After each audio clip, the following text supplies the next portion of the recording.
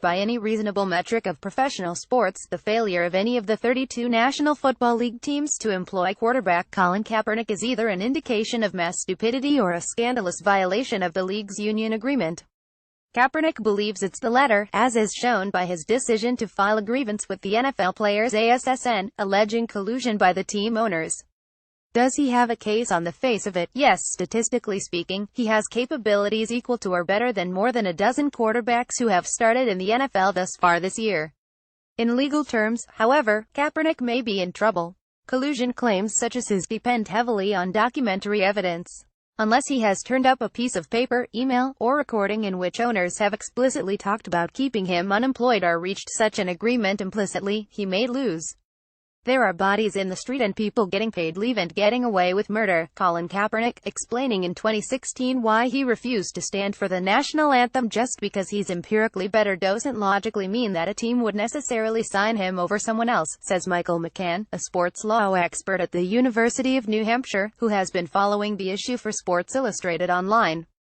Teams can decide that the football skills of Kaepernick, who will turn 30 in about 2 weeks, are destined only to deteriorate from here, or that he has become such a political lightning rod that there's no indisputable advantage in having him in the clubhouse. Even if that's not fair, McCann says, no team is obligated to sign him. In trying to find evidence of collusion, Kaepernick may be in the same situation as critics of Rockefeller's Standard Oil Trust, of which the pioneering muckraker Ida Tarbell wrote in 1904. You could argue its existence from its effects, but you could never prove it. By the same token, the decision not to employ Kaepernick could conceivably be the product of winks and nods, of implicit understandings among more than 30 millionaires and billionaires, and of the failure of their hired frontman, Commissioner Roger Goodell, to push back. The effect is plain, the proof may be elusive. To fill in the background, as a quarterback last year for the San Francisco 49ers, Kaepernick set off a brouhaha by refusing to stand during the playing of the national anthem, starting with preseason games. His goal, he said, was to bring attention to the mistreatment of African Americans by police, including a string of killings in which police officers were let off easy or absolved of responsibility.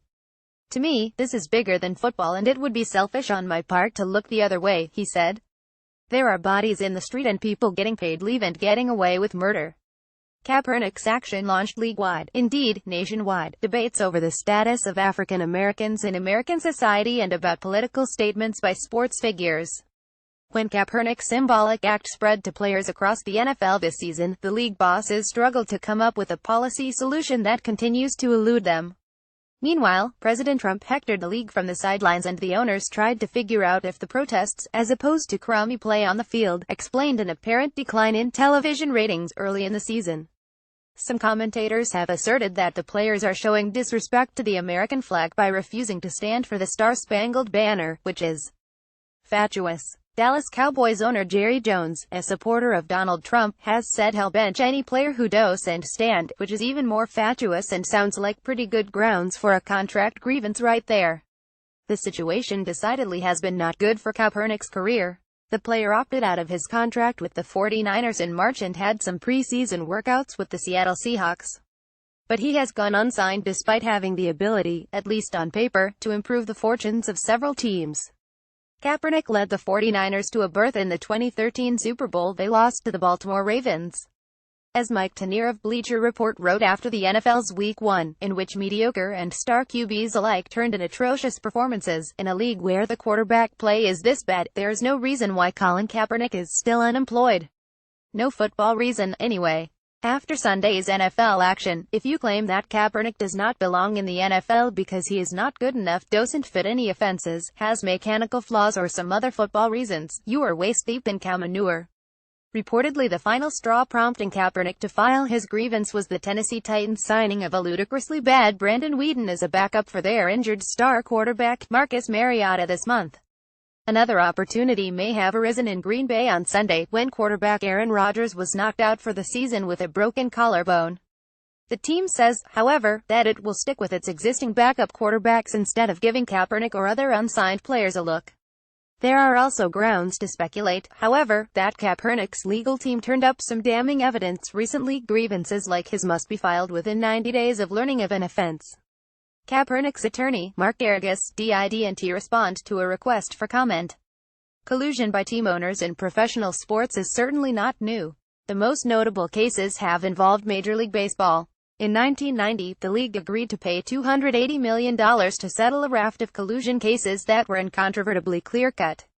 Those cases dated from 1985, when the owners agreed among themselves to not sign any team's free agents. They papered over their goal by preaching fiscal responsibility, but the impact was inescapable. Not a single team tendered an offer to another team's free agents.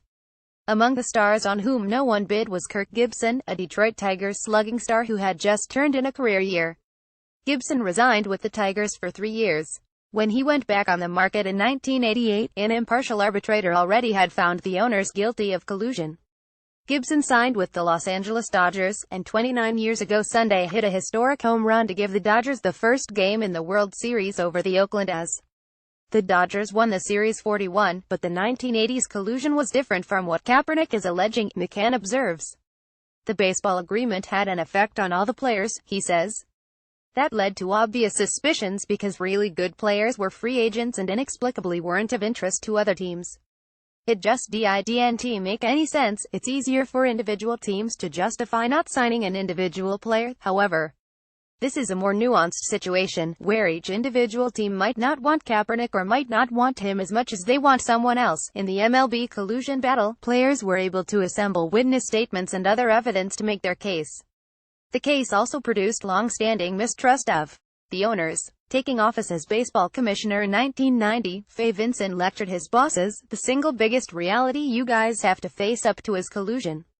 You stole $280 million from the players, and the players are unified to a man around that issue, because you got caught and many of you are still involved." Kaepernick may have signaled the end of his career by filing his grievance. That seems to be the conclusion reached by numerous sports pundits. But the final score hasn't yet been posted. The grievance will go to a neutral arbitrator, who may need months to hear the evidence and issue a ruling. If he or she finds in Kaepernick's favor, the next step would be to estimate the value of any contract he would have received and then triple it to accommodate punitive damages. Kaepernick may get his payday, but even if he loses in arbitration, his treatment has been a shame and an embarrassment for the NFL. Keep up to date with Michael Hiltzik. Follow at Hiltzik on Twitter, see his Facebook page, or email michael.hiltzik@lawtimes.com. Return to Michael Hiltzik's blog.